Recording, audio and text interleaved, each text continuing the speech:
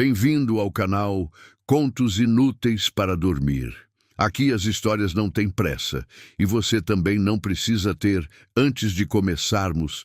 Aproveite para se inscrever no canal e compartilhar com alguém que também merece uma pausa tranquila no dia. Isso nos ajuda a espalhar mais calma pelo mundo. Agora, respire fundo. Acomode-se do jeito mais confortável possível. Feche os olhos, se quiser, e permita que essa narrativa suave te acompanhe pelo caminho dos pensamentos soltos. Porque hoje vamos ouvir a história de A Jovem que Tentava Acordar Antes do Despertador por Educação, Boa Escuta e Bons Sonhos. Heloísa era uma jovem com um senso de educação tão refinado que chegava a pedir licença ao pão antes de cortá-lo. Seu bom mocismo não era forçado. Era quase instintivo, como espirrar e pedir desculpas ao mesmo tempo. Morava num bairro pacato, onde os gatos atravessavam a rua pela faixa e os postes agradeciam quando alguém os encostava com delicadeza. Tudo em sua vida seguia uma ordem gentil, exceto uma pequena rebeldia: o despertador. O despertador de Heloísa era um modelo antigo, comprado em um brechó francês que ficava embaixo de uma loja de guarda-chuvas desativada. Tinha 2 sininhos metálicos no topo e um martelinho entre eles que vibrava como um inseto escandaloso toda manhã às 6h15. O nome do despertador era Armando, porque Heloísa achava deselegante conviver com objetos sem batizá-los. Durante anos, Armando cumpriu sua função com precisão robótica. Porém, certo dia, enquanto passava manteiga no pão com um movimento circular que parecia tai chi matinal, Heloísa teve um pensamento. Será que não seria mais educado da minha parte acordar antes do Armando começar a gritar? Afinal, ele já trabalha demais. Essa linha de pensamento não fazia muito sentido lógico, mas em termos de cortesia metafísica era impecável. A partir daquele momento, Heloísa iniciou sua missão: vencer o Armando no próprio jogo. Despertar antes do despertador, por pura gentileza. No primeiro dia, colocou o despertador para as 6h15 como sempre, mas programou a mente para acordar às 6h14.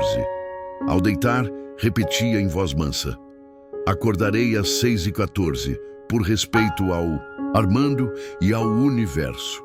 O universo, no entanto, estava ocupado naquela noite ajustando a posição de Saturno e não deu muita atenção. Heloísa acordou com o susto de sempre e Armando vibrou com uma alegria ofegante que parecia dizer: missão cumprida. No segundo dia, ela tentou uma técnica milenar aprendida num curso online sobre sono consciente. Consistia em colocar uma xícara de chá frio no umbigo antes de dormir e repetir uma frase de foco. O resultado foi uma camisa manchada e um leve resfriado. Armando tocou como sempre, talvez um pouco mais empolgado. No terceiro dia, Heloísa tentou apelar para o emocional. Escreveu uma cartinha para si mesma: querida Heloísa, por favor, acorde antes do Armando. Ele se esforça tanto e às vezes acorda assustado com o próprio barulho. Isso não é vida para um despertador. Assinou com lápis colorido e deixou embaixo do travesseiro. Dormiu com esperança. Acordou às 6h15, com Armando soltando seu vibrar frenético, como se dissesse: cartinhas não me vencem, querida. Mas se havia algo que Heloísa não sabia fazer, era desistir por motivos racionais. Persistia com doçura, como quem insiste em regar uma pedra esperando que brote um lírio.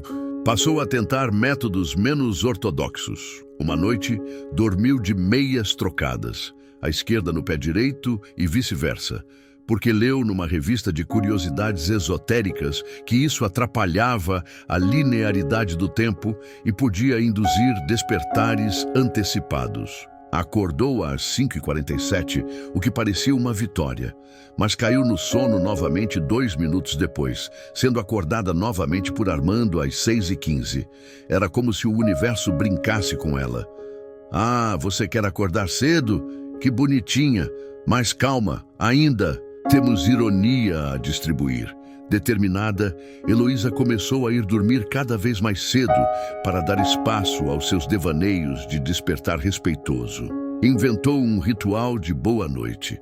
Apagava as luzes em ordem alfabética, beijava a maçaneta do quarto, por consideração, e se cobria apenas com lençóis que tivessem nomes de flor.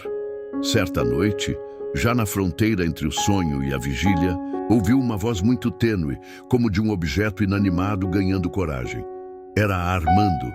Heloísa, você não precisa fazer isso por mim. Ela piscou, meio sonâmbula. Armando, é você? Sou. E agradeço sua tentativa, mas sou um despertador.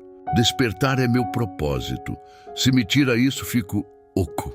Ela ficou em silêncio. Era difícil rebater argumentos de um despertador educado, mas uma parte dela ainda desejava o feito.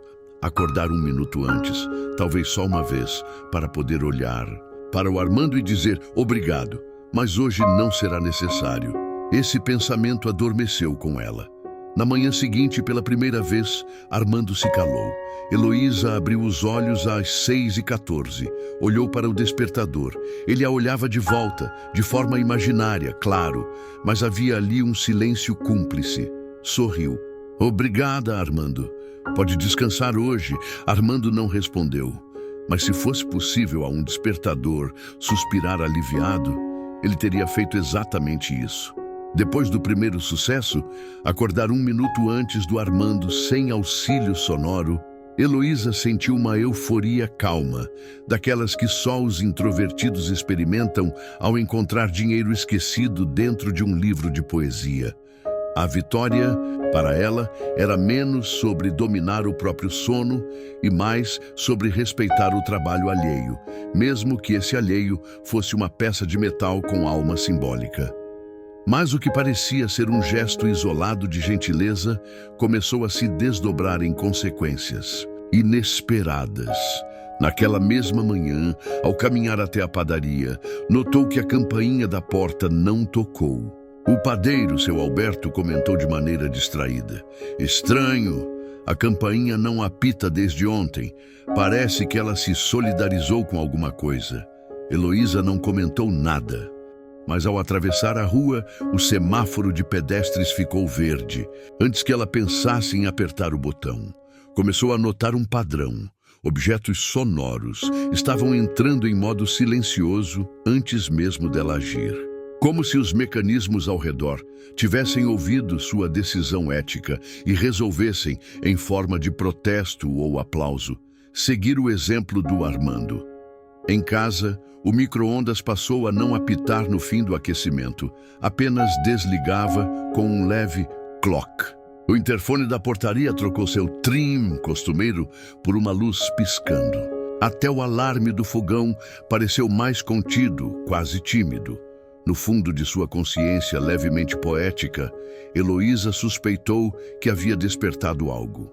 Talvez uma revolução de decibéis internos.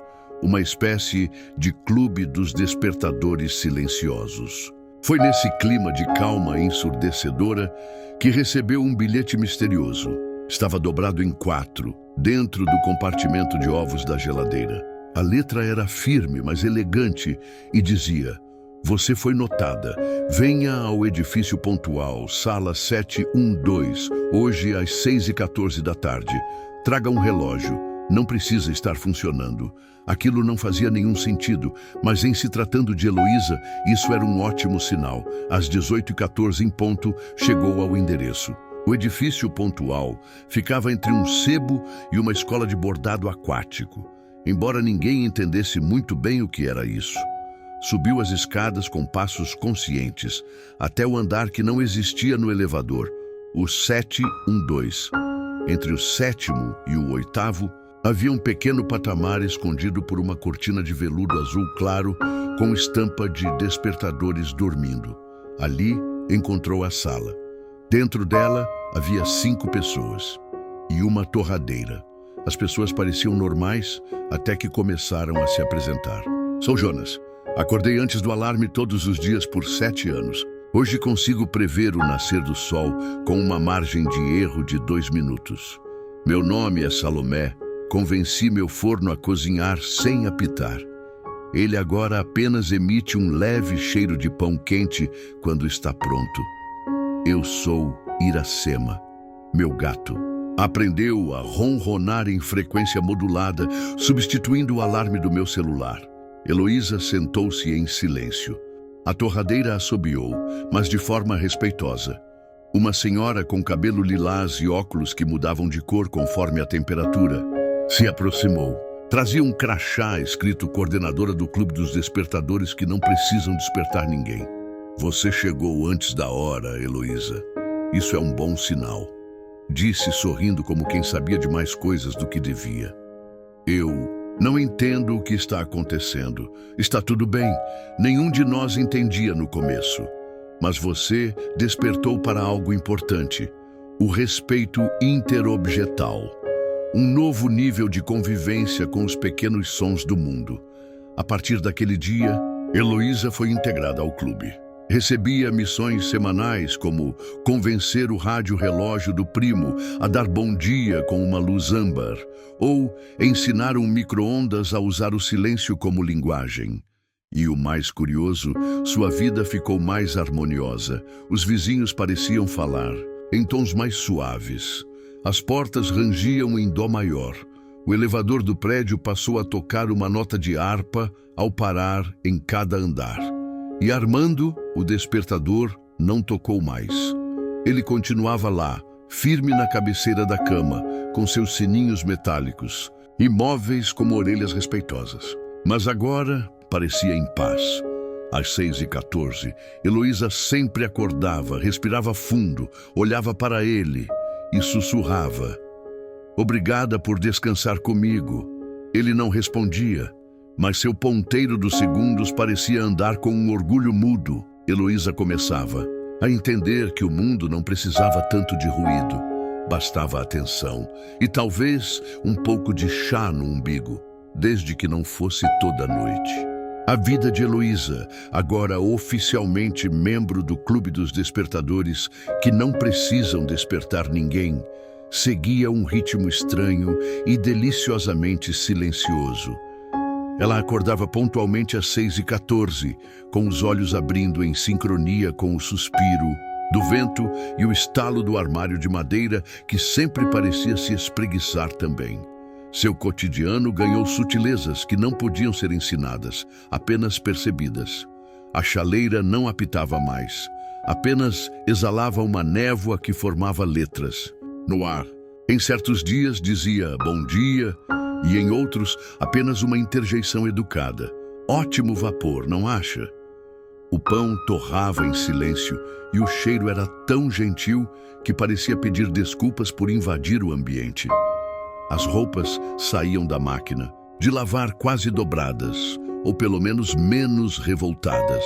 Até os passarinhos na janela passaram a cantar com intervalos longos, como se respeitassem o tempo de digestão auditiva. Era como viver dentro de um domingo. Heloísa começou a escrever. Um diário, embora não o abrisse nunca. Dizia que escrever era uma forma de pensar sem acordar o mundo. Num certo entardecer, ela recebeu uma ligação do clube. O telefone não tocou, apenas tremeu delicadamente, como quem bate na porta com os nós dos dedos. Do outro lado da linha, a coordenadora de óculos termocrômicos falou com voz calma. Heloísa, há um caso sensível. Um despertador que se recusa a parar.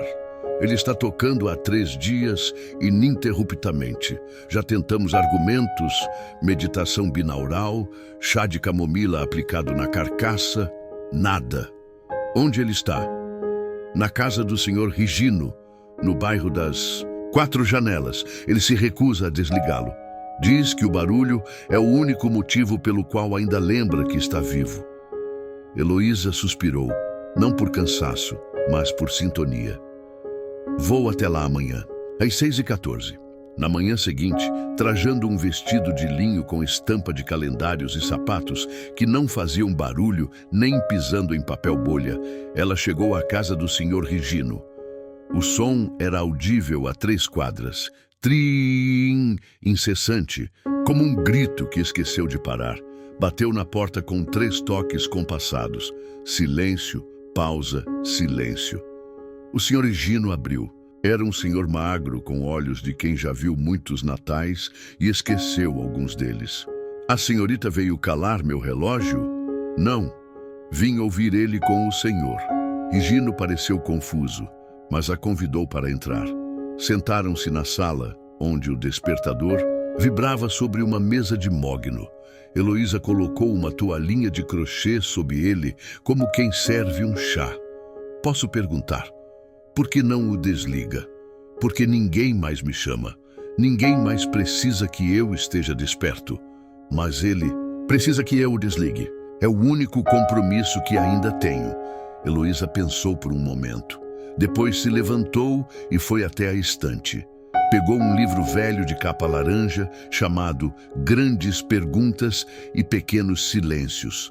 Abriu numa página aleatória, rabiscou algo a lápis e entregou ao Sr. Higino.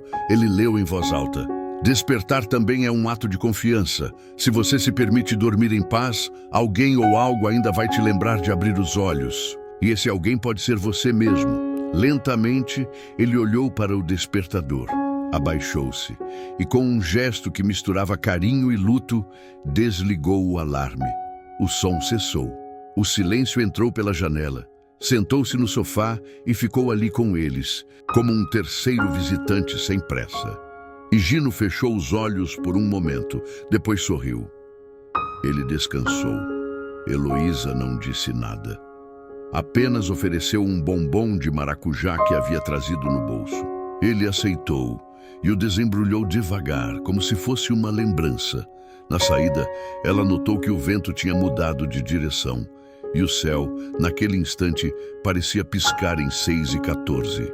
Após ajudar o Sr. Higino a reencontrar a paz com o silêncio, Heloísa sentiu algo mudar dentro de si. Não foi exatamente uma emoção, nem uma epifania, mas uma espécie de tilintar interior, como se um pequeno pêndulo tivesse começado a balançar em seu peito, marcando um novo tipo de tempo, o tempo que não exige pressa. Naquela noite, ela teve um sonho curioso. Estava num campo vasto, feito inteiramente de despertadores.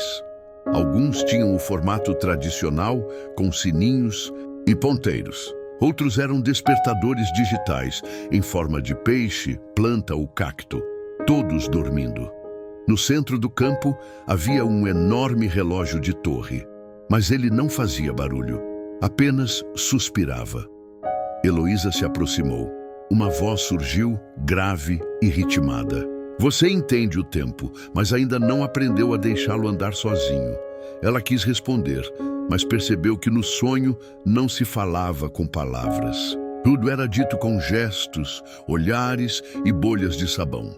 Acordou exatamente às 6h14, como vinha acontecendo desde que seu pacto silencioso com Armando começara. Estava com os olhos úmidos, mas não de tristeza, de presença. Mais tarde, ao caminhar pela cidade, sentiu que os relógios nos lugares públicos pareciam piscá-la com gentileza. O relógio da praça, que costumava estar 5 minutos adiantado, agora marcava o tempo exato. O painel eletrônico do banco, que antes girava mensagens como crédito pessoal em 12s, agora exibia: você está onde deveria estar. Parabéns. Foi nessa tarde que recebeu um convite inusitado do clube. Um envelope com aroma de madeira e letra cursiva dizia: missão especial, Casa dos Relógios Aposentados. Leve uma flor e um guarda-chuva, mesmo que não esteja chovendo. Ela já sabia onde era. A Casa dos Relógios Aposentados ficava no fim de uma rua que não existia nos mapas, entre um estacionamento de bicicletas imaginárias e um estúdio de pintura para corujas noturnas. Ao chegar, Heloísa foi recebida por uma senhora de cabelos ondulados que falava como quem lia um poema em voz baixa. Seu nome era Cora e ela era a guardiã do tempo dispensado. Aqui moram os relógios que já cumpriram sua função, disse Cora. Eles não precisam mais marcar as horas, apenas observam. Heloísa foi conduzida a uma sala ampla, onde dezenas de relógios estavam pendurados nas paredes ou sentados em pequenas almofadas. Alguns ainda mexiam os ponteiros, mas sem compromisso. Outros apenas balançavam em silêncio, como quem rema num lago parado. Ela colocou a flor que trouxera num vaso coletivo e abriu o guarda-chuva, como mandava o ritual.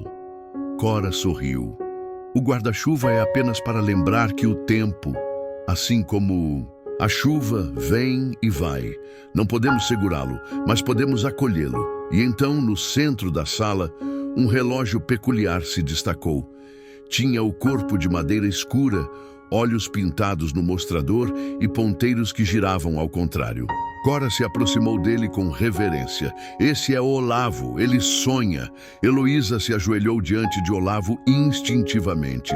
Os ponteiros pararam e então, muito devagar, o relógio falou. Não com som, mas com ideias que brotavam direto no pensamento. Sonhei que era o tempo, mas ninguém me ouvia.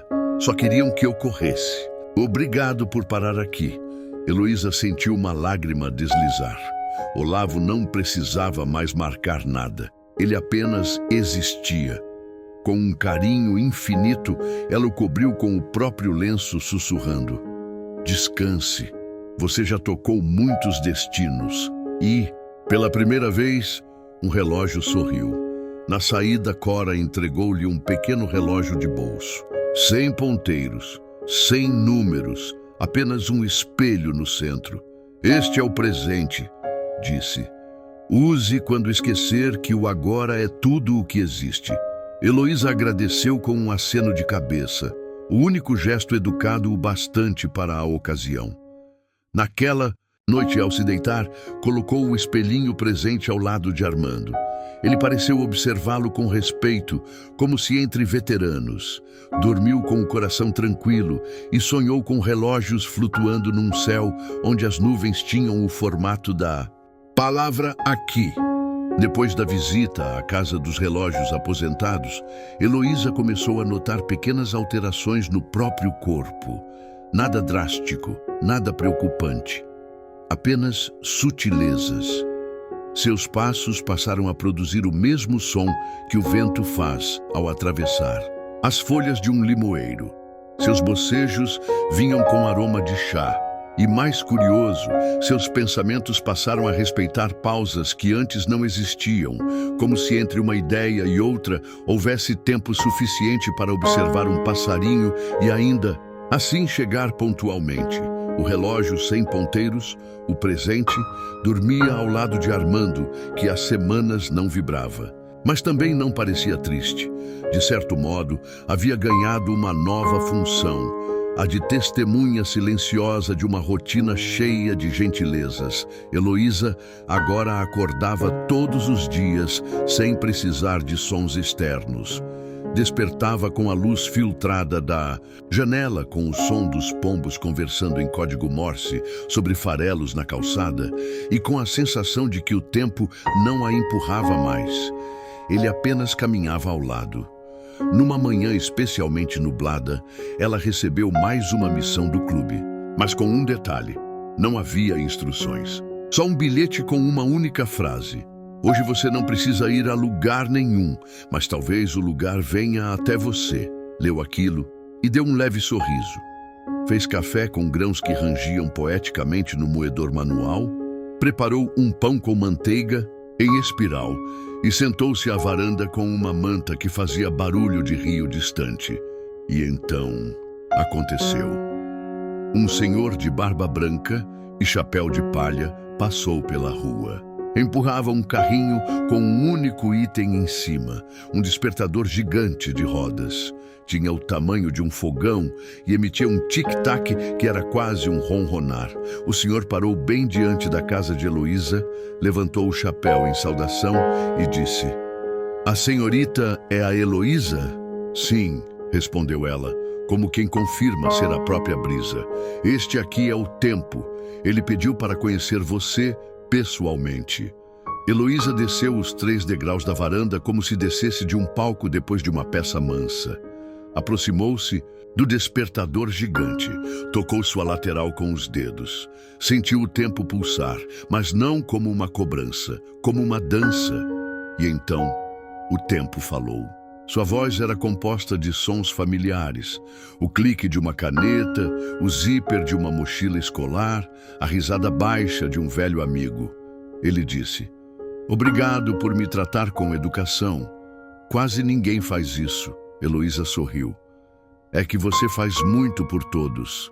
Achei que era hora de alguém fazer algo por você."